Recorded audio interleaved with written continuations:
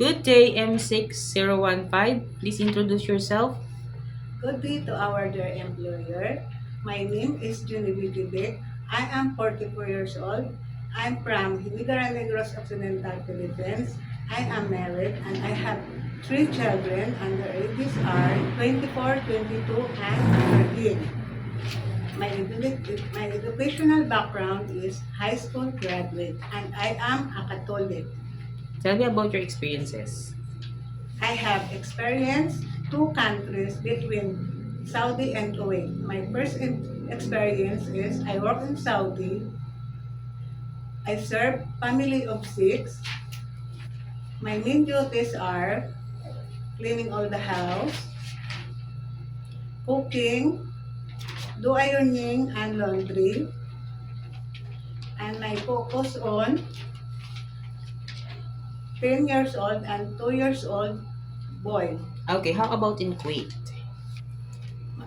My second experience in Kuwait are I family serve of six. My main duties are doing household chores and focus to taking care that 14 years old girl.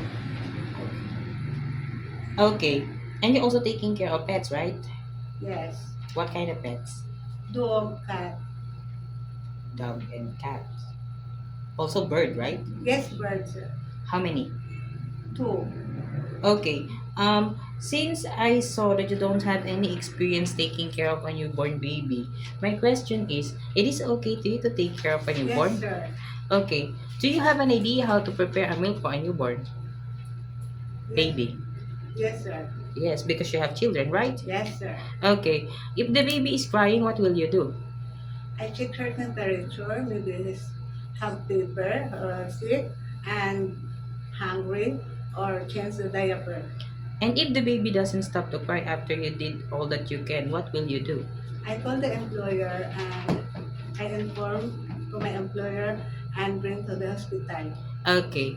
Um, why do you want to work in Hong Kong?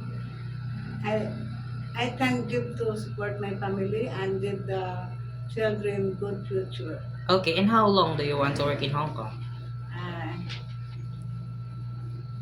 was my finished contract and I am willing to stay in my employer one. Okay, so more. It is okay Yes, to extend. Do you have any idea how to prepare Chinese food? yes, sir, because I'm watching the YouTube how to cook the Chinese. So you know how because you're watching your YouTube, I right? am ready. Okay. If your employer prepared some food that you are not familiar, it is okay to you to eat the food that they provide. Yes, sir. It is okay to you to share jobs as a helper. Yes, sir. How about sharing room with kids? Yes, sir.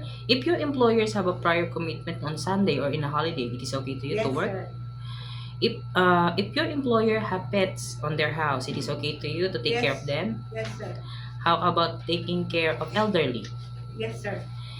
If one of your employer's family don't know how to speak English, it is okay to you to learn their language. Yes, sir. Okay. My last question is, what will be your message for your future employer? To my future employer, if you're giving me a chance as a part of your family, I will assure you that I love your children as my own, and I am hardworking, honest, trustworthy, and fast learner. Okay. Thank you. Okay, thank you very much, Miss Genevieve. Thank you. Thank you.